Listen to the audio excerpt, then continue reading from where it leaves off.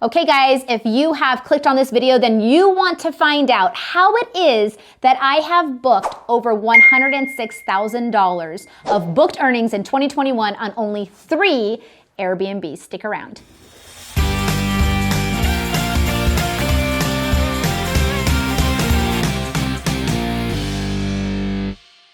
So let's just start this video with laying the foundation.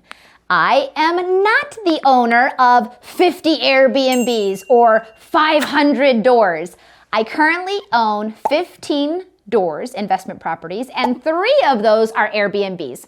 This video today is going to be all about how I was able to take 3 Airbnbs and as of this year, gross $106,000 worth of booked earnings in 2021. So there's some of the background. Couple more numbers you should probably know. One of the Airbnbs I've owned for 5 years.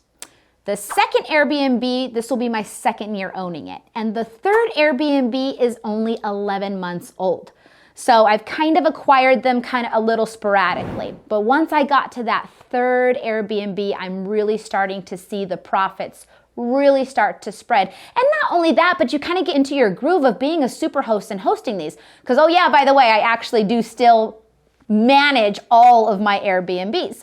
So if you want to see any kind of tips and tricks, I've actually made another YouTube video where I pointed out 5 major tips to being an Airbnb superhost, but that's besides the point. Let's talk about these grossed earnings. So again, just to kind of give you timeline, we're currently in October, mid-October 2021. So my booked earnings are sitting a little over $106,000 and I still have 2 months left, guys. I still have 2 months left. While I was sitting here videoing, we actually got a booking for November, and yesterday I got 3 bookings for December. December's really starting to take off. It looks like people are missing some snow action. So that's really great. You may have picked up on a very key word that I said, which was grossed earnings. Okay, so I have grossed $106,000 as of October 2021. What does that mean? Well, I personally carry mortgages on these properties. So there's a humongous difference we all know between grossing and netting. And I just want it to be super clear. I'm not talking about how much I've net, it's how much I've grossed. But you could do the really, really easy math. On each individual property, when I take into account my mortgage and all of my overhead fees and things like that, bills, etc., I'm averaging about $2,000 per property. Okay, so every single month, my overhead is approximately, and I'm trying to just use round numbers here, about $6,000 a month. Okay, so that's kind of my overhead. We're not gonna really get into net because this is just one of my goals. I have many goals in life, and one of them was to gross over $100,000 on these properties, which I just did. Don't worry, stick around because the next goal I'm setting is definitely to net $100,000 on these bad boys, which I know I can get to. Here are some of the reasons, and I think the course of action that I can give you on getting yourself to grossing over $100,000 a year on just a handful of Airbnbs. So again, let's break this down. Because I'm assuming as the viewer that you're the person out there that's going, should I buy an Airbnb? Or I want to buy my first Airbnb? Or maybe I'm on to my 2nd, and these are some numbers that seem attainable to you. I really want to help you out, so let's kind of look at it. The first thing I would say is that you need to look at the area that you're either looking at purchasing in or already have or are looking to add to. You need to know about rentability. We're always looking for a great location, so we're looking for places that people want to travel to, they want to explore, they want to have fun, but maybe that area doesn't have all kinds of hotels and motels and things like that, so that there's an Airbnb presence there. What's one of the quickest things that you can do? Get on your Airbnb app. Just get on your Airbnb app and circle the area and see if anybody's populating. Then on top of that, I'm going to click on them and see how many bookings do they have? Do they have a great track record? If everybody only has 10 reviews or something of that nature, that doesn't look like a highly trafficked area. Now, if people have hundreds of reviews and they're 4.8 and 5 stars, I can tell that this place is in need of Airbnb. So that would be step 1. Step 2 is if you're looking to carry a mortgage. So if you're looking to finance this purchase, look at what your mortgage would be. And there's no book out there. This is totally a Falisha-ism, but it has been successful and I hope it works for you. When I'm doing my quick napkin math, I am throwing down whatever my mortgage is. I'm using my Airbnb app to kind of average what nightly stays cost. And then I'm seeing how many nights do I need to rent it out to cover my mortgage.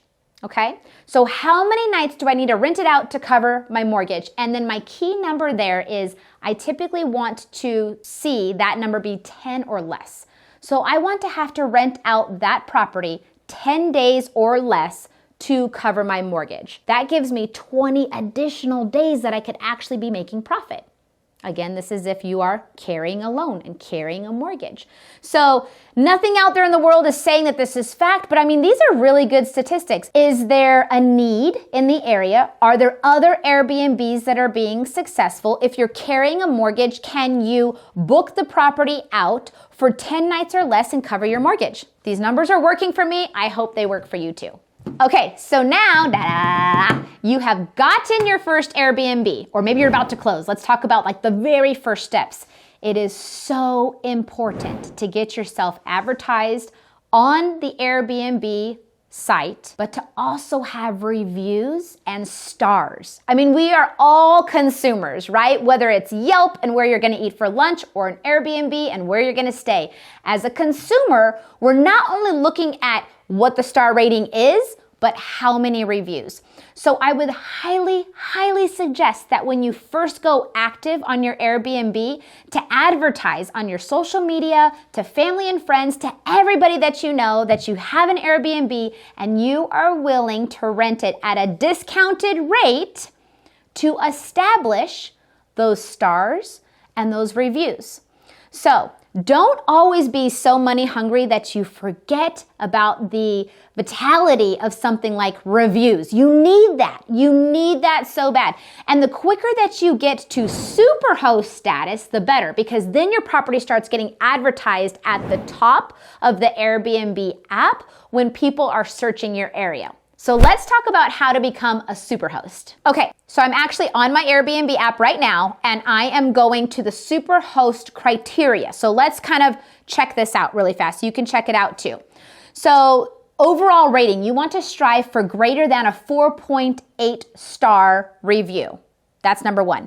Cancellation rate. You want less than 1% cancellation rate. I have a 0.0, just saying. There's really no reason that I, as a host, would have to cancel on a guest unless there's some kind of extraordinary circumstance like an emergency water leak, something like that, in which I typically am not going to want to cancel on them.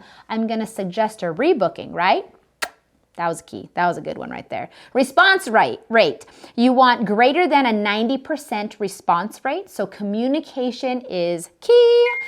Stays hosted. You need more than 10 stays in a year. That's right. 10 completed stays in the year. This year I'm looking at about 154 or 100 nights over at least 3 completed stays, because sometimes people can book like a month-long, stay, and that should count for something. So let's just say that again, 10 completed stays in the past year or 100 nights over at least 3 completed stays. That's how you're going to get to superhost status. And these are actually checked quarterly. So about every quarter, I get an email that says, congratulations, you've remained superhost status. That's great on you. Good job. A lot of times they'll kind of dangle some coupons or, some kind of money that you can use as an Airbnb guest somewhere else because you are doing well as a superhost. So it's super, super important. You get what I did there? Super, super important to become a superhost.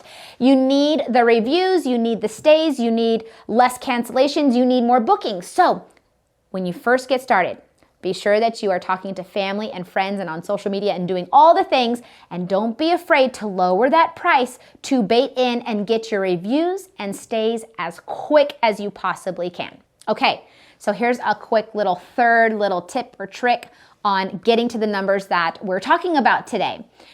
For the third one, I'm actually going to combo 2. So I would say that communication is key and cleanliness is so important. So when looking at buying your first Airbnb, again, or adding to the portfolio, we're in the beginning of this, communication is key. I can't tell you now that I've owned at least one of my Airbnbs for 5 years, how many people are return guests. I actually have a family who books with me every Thanksgiving for the last 4 years. So communication and hosting and all these things, if people are saying, hey, I'm gonna visit your cabin because it's my son's 3rd birthday, boop, put that in a note to your cleaner. Maybe you add a little card or a little gift basket. Communication really it's just an onion. We can go down that path forever, but communication is key. The second point would be cleanliness. Who wants to stay in a house that's not clean? Now, let me start with this. It is so hard to maintain your 5-star review as an Airbnb superhost, okay? But we can strive for that. And your cleaners are somebody that you should be interviewing and checking in on. Here's another little pro tip. When I visit my own Airbnbs, I don't tell my cleaners I'm coming. Why? Don't tell them. Just go. See if it's clean yourself. See that when you walk in that the place is looking just as if you wanted it to look when you were staying. If it does not look exactly how you want it, video it. Give your cleaners feedback. This is what I expect. Expectations are key. And make sure that you have communication not only with your guests, but with your cleaners as well. So guys, this is extremely attainable, okay? You can do this. If you are a person that has been on the fence or on the edge, hasn't pulled the trigger, etc., you can absolutely do this. I just gave you 3 key points.